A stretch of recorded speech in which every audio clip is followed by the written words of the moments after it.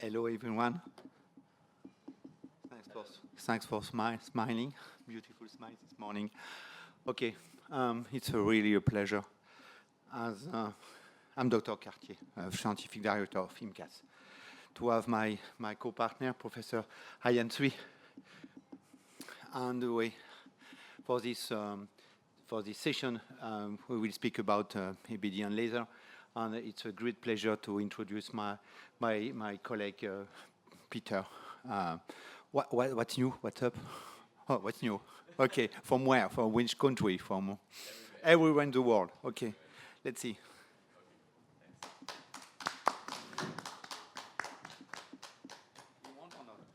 I'm shorter than you, so possibly I need it. Yeah. Okay. No, I think better not. Feels so unstable. I'm just afraid I may fall off from there. Okay, so thank you, Hugues. Good morning, ladies and gentlemen. So I'll just talk to you, tell you some of the latest advancements in terms of laser technology here. Right. Okay, so let's move on. These are my disclosures. And some of the content of my talks today can be found in this book, Updates on Lasers in Dermatology. I authored one of the chapters which talk about fractional photothermolysis in skin rejuvenation. Right.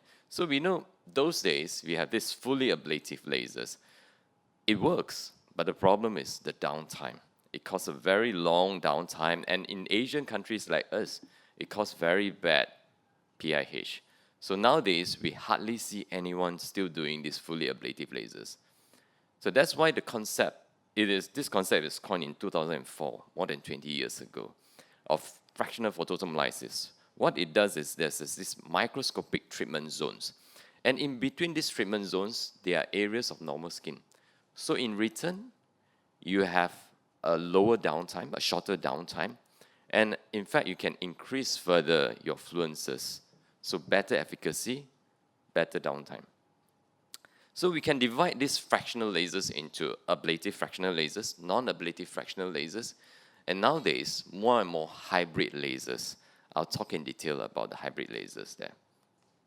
So let's go to non-ablative fractional lasers first. The first is the 1550 erbium glass lasers, which is still available until today. Yeah. The advantage of non-ablative fractional lasers, we know shorter downtime, less risk of PIH, less discomfort. But you need more sessions. So you advise the patients for this, you need several more sessions. And we can use non-ablative fractional lasers to treat things like melasma as well. You may be wondering, how does the non-ablative fractional lasers treat melasma? It creates this microscopic epidermal necrotic debris, and then it will be desquamated by your own skin. So basically, you create some, you burn some of the pigments there, and then you become a necrotic debris, and then you'll be shed off. And we can also use it to treat acne scars. And last couple of years, we have more and more picosecond lasers. You create these light-induced optical breakdowns to treat the deeper scars of this. And you will have newer wavelengths. For example, this 675 nanometer laser device. The chromophores is actually targeting a few things, melanin and collagens. So it helps with melasma, skin rejuvenation, acne scars, acne vulgaris, vascular lesions. What about ablative fractional lasers? It is still one of my workhorse, Yesterday, just one of the delegates just asked me, what are the 3 lasers that I need in my clinic? I always say, fractional CO2, even in Asian countries, is still the workhorse, It's the fastest that you can get back your return on investment. But we have to be careful, of course. When the key word is to have a low density whenever you do a fractional CO2. The fluence you can still increase, but low density. And I'll be exceptionally careful if I'm doing around the orbits, around periorbital regions, and even around your neck, around your because these are the areas where you can scar the most. And fractional erbium YAG, almost the same, except that I feel the efficacy is lower compared to CO2. Then you also have the 2910. It's also, the target is also water. But the advantage of this kind of lasers is there's one beam with a high fluence, followed by 4 little lower fluence beam.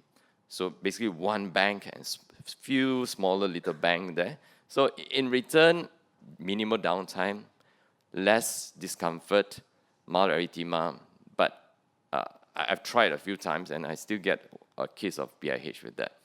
So advantage of ablative fractional lasers, we know also you can have this laser-assisted drug delivery. So basically you can pour anything that you want on top of it, your PRP, your tranexamic acid, whatever. But non-ablative fractional lasers also able to do that. But how do you do that? You cannot imagine there's something to drill inside, right? The thing is, the non-ablative fractional lasers will create this thing like a sponge in your dermis, so it absorbs into your dermis from the epidermis as well, despite not having all these drills. So which modality you think is the best for this acne scars here? So I did a study comparing between picosecond lasers and carbon and fractional CO2 lasers to see which one is more effective at time. Looking at efficacy and safeties, and these are the methodology of it. And all 17 patients completed the study with significant improvement. But then there's no adverse side effects, even though with the parameters. So for example, this is one of the patients. This is a split face. On the right side for this patient is fractional CO2. On the left is using a Pico 1064. So you can see the downtime of the Pico is more severe in the initial 2 days. So advantage of fractional CO2 is more of the resurfacing. In the end, our conclusion is, but whereas Pico, if you have some tone issues there, it helps, especially if you have, for example, there are also studies that patients happen to have a nevus of Ota, and of course, the Pico helps with it, besides the scars. Some of the before and after, some of the before and after. So fractional CO2 may have slightly longer downtime, but the initial petechiae of Pico may not be widely accepted by your patients. So always show them the before and after of the downtime as well, right? So in this case, I just punched 2 millimeter punch followed by a fractional CO2 lasers. So you don't need actually expensive machines if you choose your modality correctly, So sometimes you still use our trichloroacetic acid, your cross method, your substitutions, whatever. So hybrid lasers, I call it 1 + 1 = 3, Basically, it's synergistic effect there. You can individually, simultaneously, or sequentially emit both ablative and non-ablative fractional lasers. You can also combine with other EBDs, like your ultrasound, your radio frequencies with it. Right? And later, I think Orpheus is going to tell us about this. What are you going to talk about? No, this time. Okay. So he talks a lot about hybrids as well. So about this grid pattern where you can combine both ablative and non-ablative, and how many percent you can concurrently fire it, right? And nowadays also they shrunk the big machines into handphone-sized machines. So the advantage is, of course, you can target multiple skin conditions at one go, less discomfort for the patients, save time for you. You don't have to turn on the machine, change it, ask your nurse to bring the other machine here. You can tailor according to patient's condition. Like I mentioned just now, I can turn off one of the lasers and just fire one of the lasers. And we know this era of AI, more and more things will incorporate AI into it, right? We hope that we can able to see the concentration of melanin, for example. What's the hydration? What's the amount of collagen in the skin in the future? And genetic data, looking at how susceptible this patient, if I were to do it, whether he or she is more susceptible to get PIH. All we know now is looking at skin type.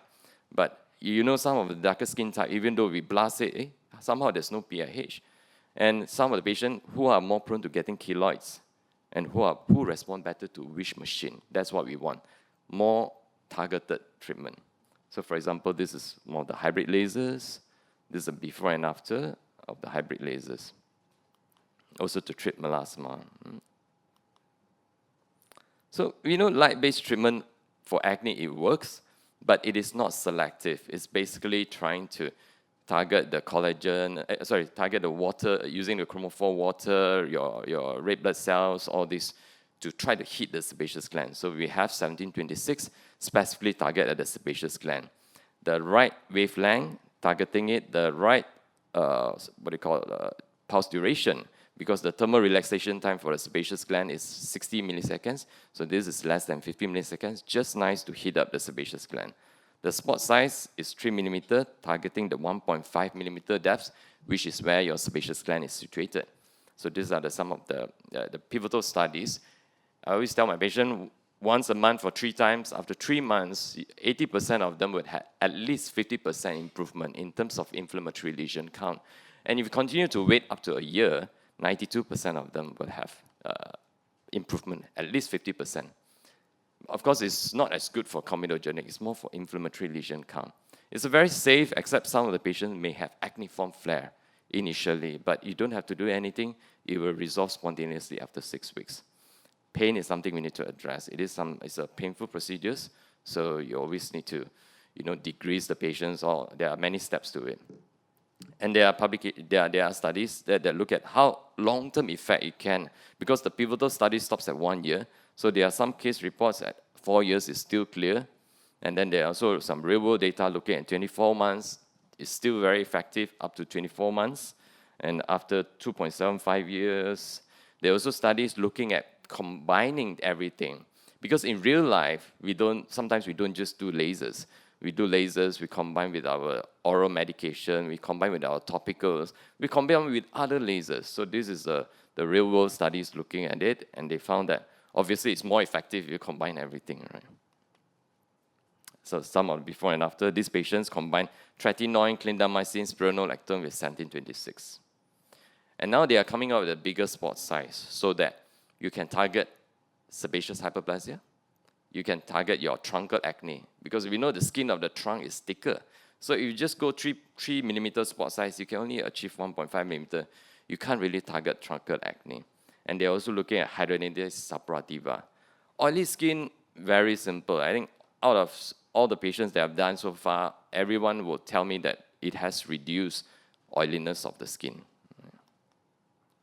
So I just want to share with you one case, 18-year-old Chinese gentleman presented to me in January 2022 with acne. Unfortunately, he has atopic eczema as well. So whenever you have this kind of patients, it's quite difficult, right? If you treat the acne, you dried up too much. For example, if I give isotretinoin, the eczema worsen, right? If I put too oily stuff on the face, the acne worsen. So, however, after discussion, we started on isotretinoin, 10 milligram every other day, and topical treatment for the eczema. But 1 month later, the eczema worsened. And I have to reduce the isotretinoin to 2 times per week. In 2023, so this patient keep on defaulting, 2023, he came back. This time, more for hand eczema and trunk. The acne, he wasn't really that concerned, so I just started 10 milligram per week. And I started on baricitinib. We know baricitinib had about 3% chance of getting acne, worsening of acne. And however, he took only 1 or 2 months, defaulted again. 2025, really bad acne, came back, worsening from month to month, he said. So I offered him 1726. And I felt that oiliness significantly improved even after 1 session. So this is 1 month after 1726. You can see that it can be an initial flare, or it could be that the acne is still progressing because he came to me because the acne is progressing. And 1 month after 2nd session, okay, sorry, 1 month after the 3rd sessions, 2 months, let's go. And this 3 months after the 3rd sessions. So he was very happy, there's no more nodules there. And we have needleless drug delivery, and I think yesterday Henry talked about this focal point technology. Basically, there is to focus all the energy to the dermis, to where the depths you need, by bypassing the epidermis. In return, you can have higher fluence, because the risk of PIH is low. Okay, so with that, in conclusion, fractional photothermolysis continue to innovate. It remains here, but newer wavelengths will be coming in, and we have AI integration that's coming in as well, hopefully to make the lasers more safer, more targeted to our patient's condition. So with that, I thank you. Okay, thank you, Dr. Bitter. You gave a wonderful speech. After 4 speakers finished, we have a discussion together. Okay, the second speaker is Dr. Ophir Artis. Welcome. There's no timer, so I will should improve. Yes. All right. So this is a non-sponsored talk, although I'm going to talk about Tixel. I don't know if you know, but in Israel, many technologies are developed, and then usually I get it first, and then I'm a crazy person. I tried it for different crazy indications, and I publish.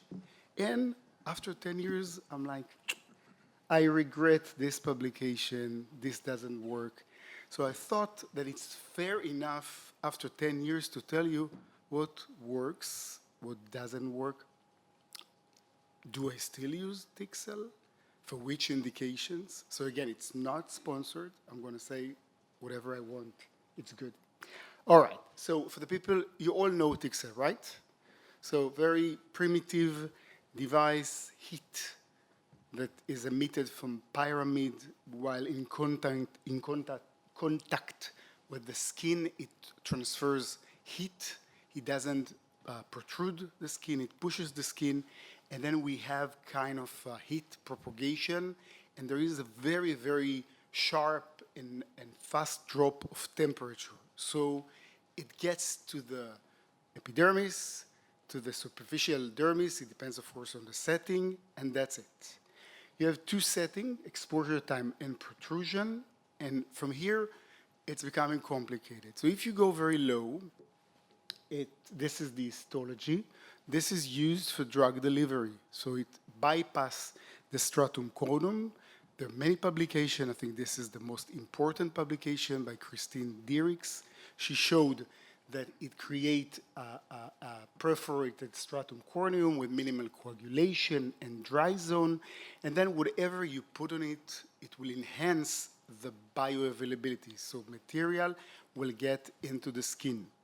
Then Mirette took it, and she did, Mirette Addersdal from Denmark, Professor Mirette Addersdal from Denmark, she took it, and she did some studies, and she showed there is homogeneous uptake as compared to other modalities and as compared to just topical application. And even recently, Roy Geronimus ranked it second.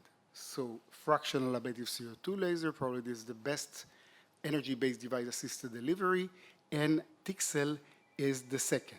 And he showed some OCT. I will not get into details. One interesting fact that the wound healing process with this modality is relatively quick. We now, in my hospital, we try to explore the molecular changes after this device in the sake of scar prevention. However, as compared to any other devices, it's very quick. This was the first publication that I published. Back then, it was a patient. She was resistant to any treatment. She didn't want, it was a very problematic patient. We did just Tixel, followed by the topical application of toxin, and actually it changed the course of the disease. So there were a few treatments, and I haven't seen her for 2 years, but in the 5 years after treatment, we need maintenance, but it didn't really get back to the original place, again, just as a monotherapy. Then, understanding that we kind of can push material into the skin, we started treating babies. Okay, so you can see this is Tixel followed by the application of beta blockers. Because of the fact that it's not painful, it's very easy. Do we use it really? I say not really. Although I have to say that it was very, very, very beneficial, in the end it's either oral beta blockers or topical. And just with the cases in which it takes too much time, then we push forward, but it didn't become the standard of care. And again, this is from a publication, you can get very good results. This is a collaboration with Warapong from Thailand, so probably you've all heard. So it was injection of steroid versus Tixel, followed by the topical application of triamcinolone. I even published it for different indication in pediatric population and in adult population. This is the pediatric population. We published, you can read, everything is published. However, I have to tell you that this is not really used. So in the end, whenever we talk about an adult population, laser-assisted cocktail delivery is by far more effective. We use it in the pediatric patients because it's not painful.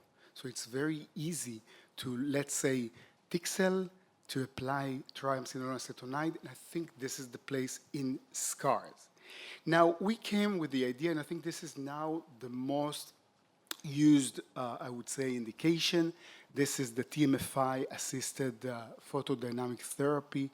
By the way, we do not really understand, and now we try to explore. Tixel by itself has a role, and it has some inhibition effect on the acne. We do everything. So we have Tixel-assisted isotretinoin delivery, Tixel-assisted spironolactone delivery. I told you, we're crazy, so we probably will publish, but there is a role because it's interesting, and we combine it actually with the 1726. I have some questions for you. Don't use it with melasma, although I published it, but don't use it. For rejuvenation, the issue with rejuvenation, you have to go very high. So this was a double center study. This is a doctor, a friend of mine from London, and he goes very, very, very high. Now, I have 70 devices in my clinic. This takes forever, the treatment. It takes me so quick to do even low-setting CO2 or Erbium-YAG, and I have less downtime with CO2 or Erbium-YAG. So there is no, for me, there is no really use to do it with the high setting, although with the low setting, I think there is a role. Mostly when you apply different, I would say, topicals, PRP, exosomes nowadays. Back then, it was the beginning of exosome, so we see some really nice result. We combine, so Tixel, as compared to the past in which it was a monotherapy, I have to say that nowadays it's kind of an added on. So we do something, sometimes before Tixel, and then we do something after, usually as a drug delivery. For example, Tixel and exosome, or Tixel with PRP. And here this is IPL, followed immediately by Tixel, followed immediately by tretinoin 5%. It's not a mistake, it's a paste. Do you know the 5%? Do you have it in France? It's a yellow paste that you rub it into the skin. First do it on yourself. It creates very nice exfoliation, and if you do it with radiofrequency, there is a slight irritation, but it's for like 30 seconds, and it's really, it's something. Try it, okay? So you see the glow that you can see. This is HIFU, Tixel, and exosomes. So again, we use it, however, I have to say, not as a monotherapy, because whenever you have, if you have only this device, all right, so go for it. But if you have other devices, I probably will switch to other devices and will use it as an added on. This was the study that was actually began, I would say, the process of FDA submission. We tried to understand what, I would say, the main contribution of this device in regard to skin quality. And we understood that the one area in which is quite dramatic is the periorbital area, either for the darkening as well as for what we call skin laxity. And you can see good result. This is from the center in New York. This is Ariel Kova, so it was a double center study that was submitted to the FDA. And I have to say, quite good results. Still, I have patients who are coming to me. One interesting observation was that I was trying to play with it with festoons. You know, festoons, we don't really have any solutions for festoons. Now, it helped a little bit, and then I ran into a study that, not mine, a study that was written, I think, 5, even more years ago, 10 years ago. It's the injection of tetracycline into festoon. And by the injection of tetracycline into festoon, there is an improvement. So I told myself, all right, Tixel, I know it improves skin quality. Tixel enhanced drug delivery. Let's try T cell assisted tetracycline delivery. And I have to say that still, whenever you have patients who are just keep on coming to the same, so probably it works. So we published it. Why? By the way, this is the study. So you can read the basic. So this is a relatively old study about injection of tetracycline. So what is the mechanism? Probably by the inhibition of MMPs and different growth factor activities. So we do T cell, we apply the tetracycline, 3 treatment, and I'm sure you can appreciate the result. It's quite dramatic, all right? She's a professor in my hospital. She has no time for anything. So if she finds the time to come in between, I have to have a TV show. It has to be, all right? So you can see before and after. So nowadays, it became kind of a standard of care for festoons in my hospital. However, it's not long lasting. So you have an improvement of 3 to 6 months, but then you have to repeat it. But it's a very, very easy treatment. Thank you so much.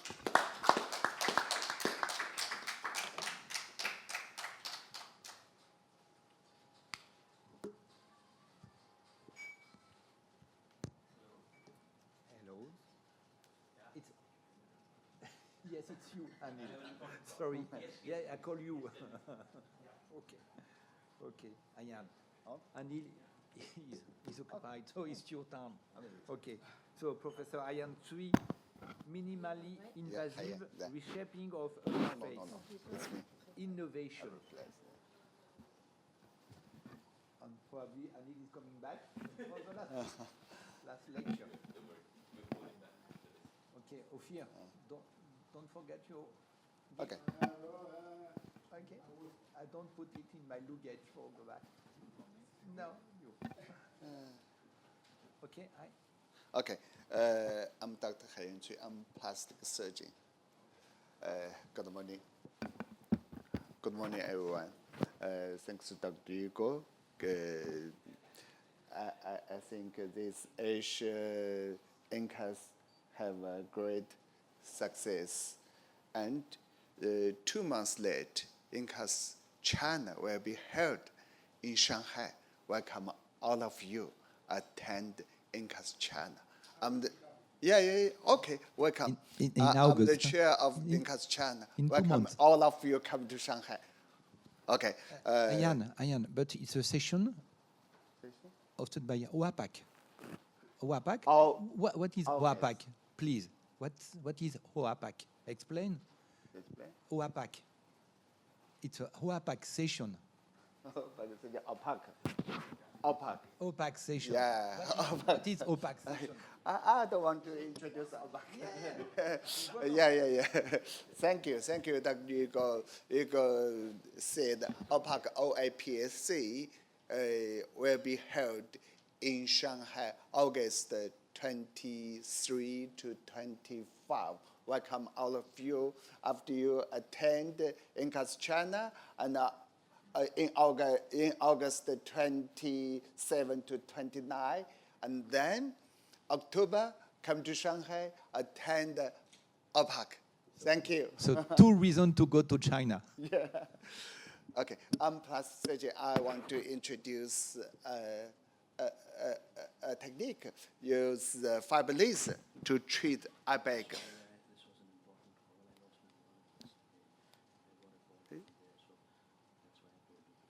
Sorry.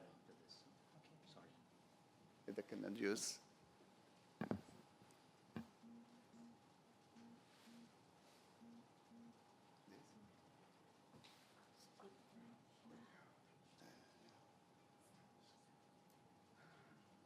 Oh, no.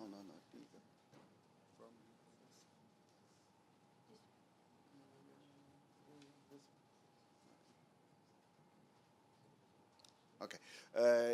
IBAC is a clinical common problem. When you find this IBAC is puffiness, swollen, and thickened, and dark circle, and skin loose. Look tired and old.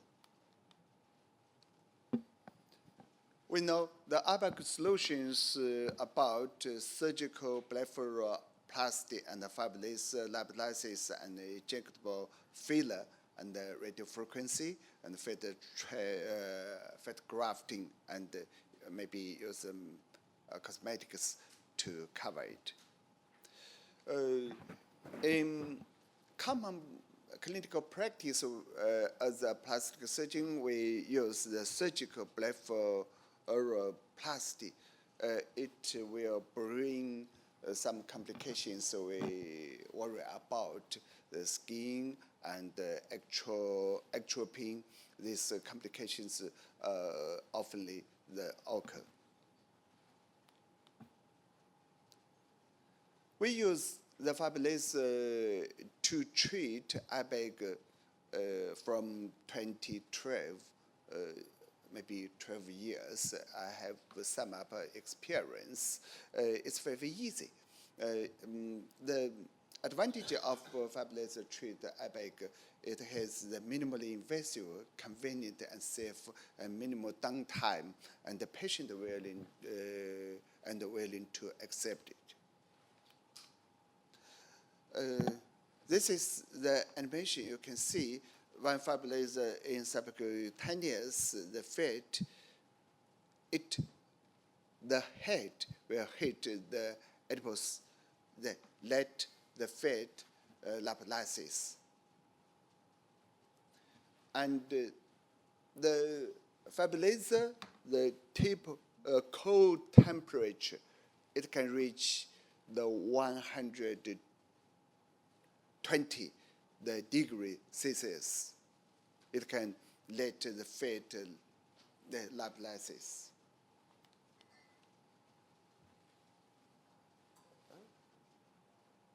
Let me show video. You can. In the outer, this is just one centimeter as the entry point. Use 1% lidocaine injection. Use the 25 cannula subcutaneous and the septum just 1.5 cc. And use the 200 the micro the fibrillase and into the fat, the septum, and release the energy, let the fat lipolysis. The left index finger touch the skin.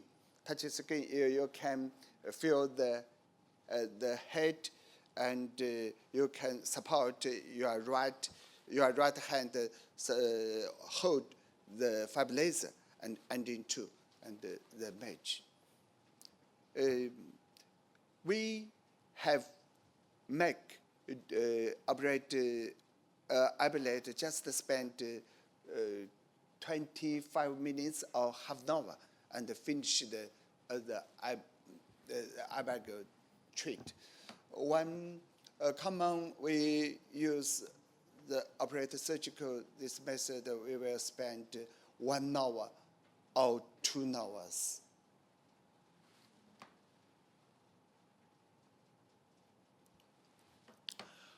When you finish this treatment, let the patient sit up, because the lying down and sit up, your observation is different.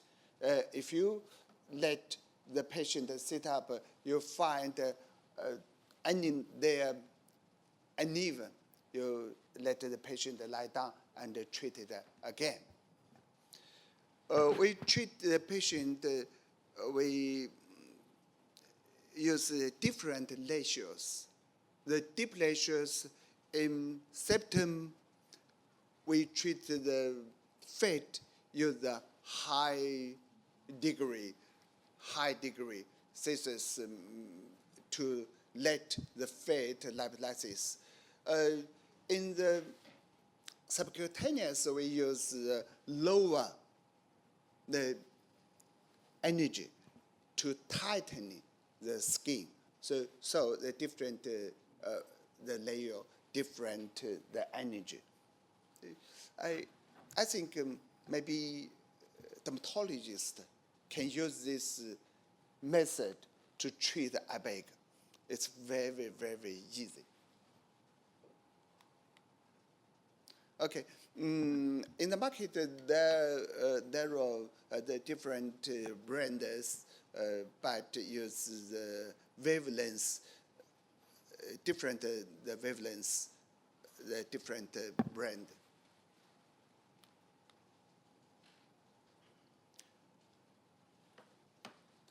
The mechanism for laser treat eye bags is mostly due to the heat action. The liquefied fat is metabolized. Before, after just the operation, 2 hours. Another cases you can see is a middle eye bag. The middle eye bag and the mild the eye bag, I use the fiber laser treated, because the serious the eye bag I use the surgical to treat it. These are another cases.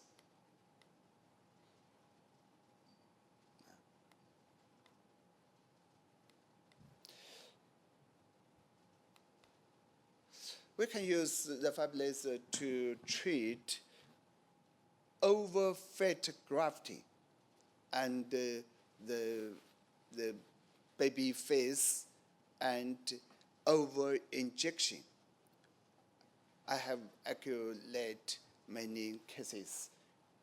Just use the fiber laser and the operate in the subcutaneous. And this subcutaneous, to treat the fat is safe.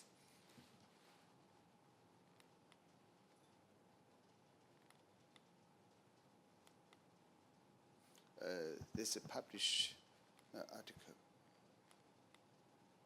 Okay, this is the APAC. Yeah, APAC will be held in October 23 or 25 in Shanghai. Welcome all of you. Thank you.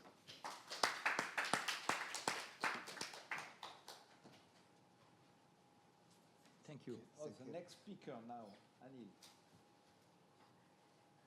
Did you find your wallet?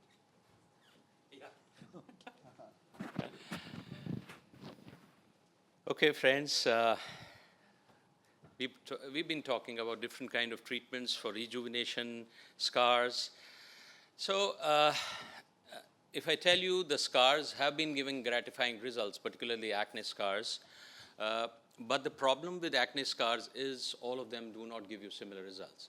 Treating acne scars is a science in itself. You have to, understand what kind of scars you're dealing with. You should know the classification of the scars, and then treat each scar individually. We would do a lot of subcision, excisions, punch elevations, etc. earlier. But now I found that if I combine my carbon dioxide laser, the surgical mode, along with the fractional and the MNRF, I find most of the patients will do well. So this is a presentation on combining the carbon dioxide laser with MNRF for better results in patients of acne scars. Now, post-acne scars are a big challenge most of the time, and the best treatment would be to treat them early. Treat the active scars, active acne, and educate your patients about the importance of treating active acne.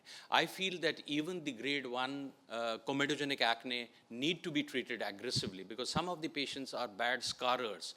Don't think that they have a mild acne on their face and they are not going to scar. They may have bad scars, and once scars happen, you can't remove them. You can just improve the visibility of these scars with your treatment. So patient education is extremely important.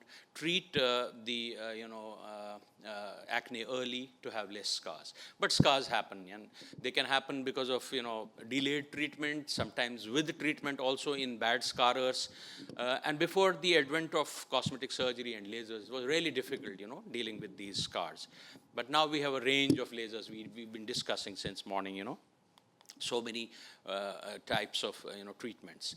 Now, it's important to understand the different kinds of acne scars before you go on to treat the acne scars. So there are some scars, for example, the ice pick scars, for example, the box scars, which are deep, will not get treated no matter how much of resurfacing you do. You can keep on doing resurfacing, they'll not get better because ice pick scar is very deep. The box scar has a very bad margin, sharp margin around it. You may keep on resurfacing, the margin will be there, the patient is not going to be happy. So you need to look at these scars. So earlier we used to do things like cross technique for the ice pick scars, things like excision for the box scars, excision, then punch elevation, punch, grafting, etc. This is a typical patient. Acne scar patients are very, very polymorphic. They have so many kinds of things on their face. They may not have only one type of scar. So you have ice pick scars, you have box scars, you have linear scars, you have all kinds of scars. And you need to know that and understand these individual scars need to be dealt with before you go on to your resurfacing. So resurfacing is done with, as far as the lasers are concerned, the ablative and the non-ablative lasers. The technique of resurfacing has evolved, from ablation to non-ablation to fractional. And now we are moving on to, radio frequency devices like Tixel, Dr. Ufir was talking about. So this evolution has been happening because of the quest of developing newer techniques so that we have good results, at the same time have less downtime and side effects. So fractional resurfacing has helped us deal with this kind of a problem where we are getting good results, although we may give more sessions, but then the side effects are less. So carbon dioxide fractional laser and erbium YAG lasers are wonderful, technologies to treat acne scars. If we compare both of them, the carbon dioxide laser has the advantage of producing a little bit of more collateral coagulation, which helps you tighten the skin. So over a period of time, we have moved on from erbium YAG to carbon dioxide fractional because it gives you better tightening effect also, so a better outcome ultimately. Most of the patients have been doing well with carbon dioxide laser, but the problem is depth of penetration. You may not be able to go beyond maybe maximum 2 millimeters. And there's always a risk of PIH. So we have evolved, we have moved on to radio frequency devices, and we use MNRF. And most of the time now, over the last 5 or 6 years, I had moved on to radio frequency completely. I would do MNRF only and move on. But then I realized that only MNRF may not be enough. The advantages of MNRF are that it is colorblind, so it's better for darker skins. It doesn't have the problem of post-inflammatory pigmentation too much, if you are not aggressive. The downtime is less, and the depth of penetration. You can go to any depth with the MNRF. The lasers have a problem of, inability to cross beyond 2 millimeters. The best of the lasers will not go beyond 2 millimeters. Here, you can go to 3, 4, 5, whatever. So this is how microneedle radio frequency works. The needle goes down into the skin, and depending upon the duration of electric delivery, your coagulation will be, different. So more the duration of delivery or the pulse width, more is the coagulation, and better is the tightening effect, and better is the resurfacing effect. Now here we talk about the combination of these two technology. If you are dealing with a face like the one that I had shown you earlier, there are very deep scars, there are multiple kinds of scars. So what you would do is you would start with an MNRF and resurface the scars to some extent, and then finally give a carbon dioxide fractional to give a final sheen to the skin. But the story doesn't end here. You have ice pick scars. So the ice pick scars are very, very deep. So the resurfacing techniques are not able to remove the ice pick scars completely. So if you use your CO2 surgical mode and use what is known as a pinhole technique, you just shoot at the center of the ice pick scar like we used to do across. This burns the walls of the ice pick scar, and the ice pick scar becomes shallower. The burnt walls will stick together, the scar becomes shallower, and then it becomes amenable to the MNRF or other fractional resurfacing. Also, the box scars have this edge, the edge that I talked about. So they have this edge, which is very sharp. You are resurfacing, the edge remains, the patient is not happy. So what you can do again is, with your surgical, mode of the laser, you ablate these edges and convert this box scar into a more or less like a rolling scar. So it becomes a rolling scar. Then if you subsize this rolling scar and then treat it with MNRF and CO2 fractional, the results are going to be much better.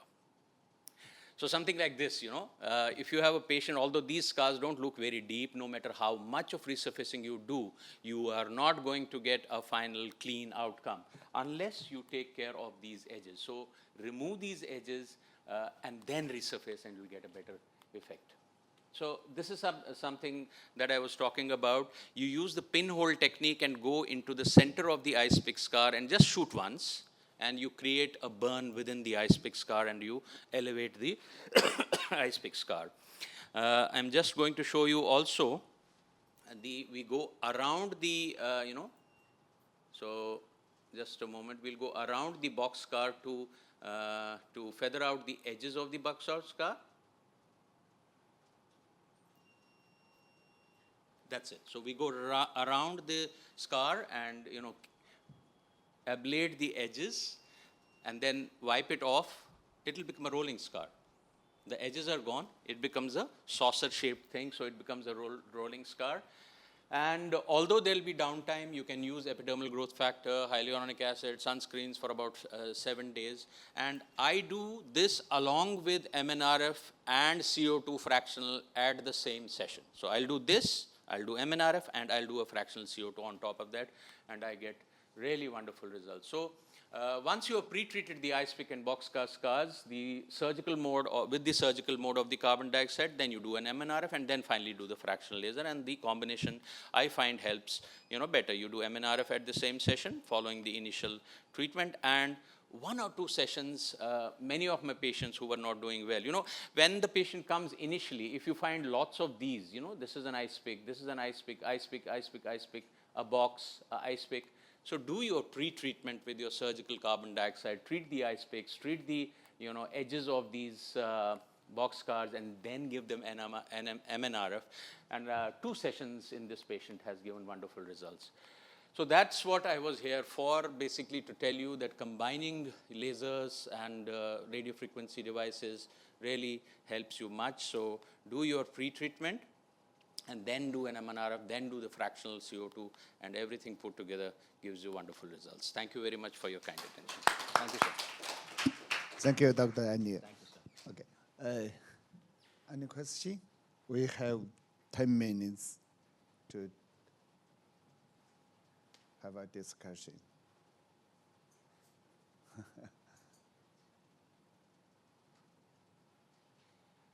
We were here for a session in the morning at 9. One, the hall was full.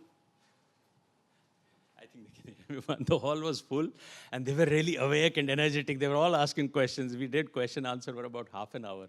After we finished at 10 till 10:30, we had. But the session was on pigmentation. It seems pigmentation is more in vogue, and people want to learn pigmentation more than scars. I don't know. Okay. Peter, you have any comment? Good. I don't have comments, so thank you. Thank you.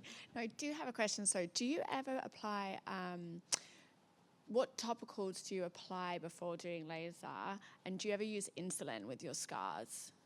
Topical insulin. I have no experience with insulin, but yes, in our kind of skins, the dark skins, we usually prime the patients, and many a time we give them a triple combination, the modified Kligman, or maybe a hydroquinone 2 to 3 weeks prior. If they are really, they look like they will have problems with pigmentation. But the earlier, thought about CO2 fractional being a very no-no in our kinds of skins, we found that that's not true. If we are, if we are careful, we counsel our patients well and tell them how to take care of the skin following the treatment, most of them will not have problems. But they can have problems. If they have, those things can be treated, like hyperpigmentation following a treatment. You can explain and tell to the patient that there is a possibility which can be taken care of easily. I believe all pigmentations can be treated. We have so many things to treat pigmentation. So you should have been here in the morning session for that to treat pigmentation. But it does happen, but it's very, very uncommon. It's very uncommon. So as I told you, post-treatment, because this would be aggressive treatment, you have produced a lot of ablation. The patients will go through a downtime, 7 to 10 days at least. But things like epidermal growth factor, moisturizers with hyaluronic acid, and sunscreens help them get over it. They need proper counseling. Yeah, totally agree with you as well. But sometimes you'll be surprised for some patients after doing, for example, our fractional CO2 or our picosecond laser, then they have bad inflammations immediately after that. So those are the patients that I will probably give 1 or 2 days of topical steroids. Otherwise, it's not a routine for me to apply topical steroids, post even ablative lasers or non-ablative. We were also discussing tranexamic acid in the morning. So I have started using it, wherever I feel that there may be problems, I do use oral tranexamic acid along with the treatment. And once the things have settled down, topical tranexamic acid, not only for pigmentation, but also for the post-treatment erythema, which is quite common. So tranexamic acid is a good, addition. I have a question. In clinical practice, the acne scar is very formless. Someone tried to use the collagen to treat it. What do you think? Yeah, I always say combination treatment is, of course, the best for acne scars. If I can use my ablative, fractional, non-ablative, my radiofrequency microneedling, combined with my collagen stimulators, cross techniques, substitutions, everything, I'm sure it works better than one single fractional CO2 lasers. But the only thing is the cost, right? Of course, I tell my patients, if you can afford, go ahead. So a lot of times, the limiting factor is always the cost. So practically, I tell them, lasers will be my gold standard. Let's go for lasers first. After 3 months after the last sessions, let's review again. If you feel that you want further improvement, then I add on other things. Yeah, that's my way of practice. I believe things that do not have consumables, for example, a CO2 laser, why don't you add it in the same cost? So it's not really costing you much. If you are adding it and giving a better outcome to the patient, unless you have a consumable where you will need, to charge extra, charge there, but adding a CO2 laser treatment to your MNRF, I think it doesn't add to your cost too much. So I'm open to doing that if it doesn't incur a cost to me. I think the only cost is the time here. And yeah, so unless you have hybrid lasers, there's hybrid lasers that combine both CO2 and RF together. Yeah. Okay, you go. Then the last, you already have this session. Sorry, I have to leave. When you organize a congress, sometimes you have to leave for some trouble. So, what is the question? I know it's difficult. Oh, sorry, you got a question that you're going to ask. You can answer the question from him. Yes, please. Yes, I have 2 questions. One is right before you said about pinhole technique. Pinhole technique that uses CO2 laser. There are in market. There are several CO2 lasers. Some lasers just 30 watt, the power 30 watt, 40 watt, and then another is 100 watt. So as I heard, the pinhole technique need high power, so deep and then no diffusion. Yes. To reduce that's diffusion. one question. Okay. And another one is RF needle and CO2 laser. Which one is first? And then the sequential, some differentiations. Okay. As far as pinhole technique is concerned, I don't think power will be very important because you are going into a open space actually. You are not penetrating into the skin. So you are at the center of the ice pick. When you shoot, there's hardly anything coming in between, and finally the laser strikes the depth of the scar. So if you have a high power output laser, you will probably do better. But if you have a low output laser also, that should also do good enough. And I have a 40 watt laser. I do fairly well with that. So that was number one question. The other one was the sequence. The sequence is the surgical mode, pinhole, shouldering of the lesion, MNRF, followed by the final CO2. fractional. Last 2 minutes. About what? About I speak? You save me. I was just wondering if we have any experience with pneumatic devices for subcision, like with just pressure and like saline for subcision instead of needles. I don't have personal experience, but some of my friends are doing it, the volumetric, thing, and they are quite happy with it. They are quite happy, and I don't know how much of subcision it does, but probably because it injects material underneath the skin, and that leads to, sort of a virtual and probably a proper subcision. But mechanical subcision is something that can't be replaced. I do subcision, but if I can add some thermal effect like endo laser or endo RF, I believe the result is for longest duration. Like my colleague Professor Hayansui, he do endo laser to remove and to dissolve fat. I believe that if you have a thermic and mechanical effect, it's better. And we saw that is the same when you do microneedling. If you have only mechanic option, it's less efficient than with radiofrequency RF. So it's my wish. But most of the time, it's like a cooking.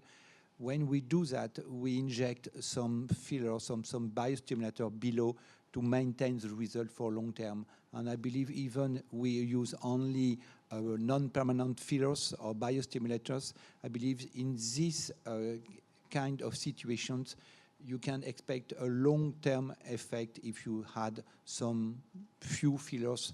It's not a problem of radiological property, it's just to maintain the result. Because if you don't do that, it's like a cooking, it go down after a few weeks. But my problem is not to try to cure or to reduce scar. My problem is to maintain in time the result. Because you can look on the website or everywhere, a lot of results just before and after. You see, sometimes you see a result 1 week after, 1 month, but doesn't mean nothing because you have an edema. So if you induce inflammation, okay, you can show you many pictures, but I would love to have the same picture of your patient 5 years after. And we know that this fibrotic tissue, after a few years, come again with a sagging face. So when you try to treat for young patients like less than 25 for acne scar, they come again around 35 years old because they say with the sagging skin, the fibrotic tissue induce new scars. So you have to repeat the session maybe 6 to 5 to 10 years after. So we conclude? No, you conclude. You was the president of WAPAC, and you was the scientific director of IMCAS China, so you conclude. Okay. And last, welcome all of you. Come to China, attend IMCAS China, August 27 to 29. We were waiting all of you in Shanghai. Welcome. Thank you.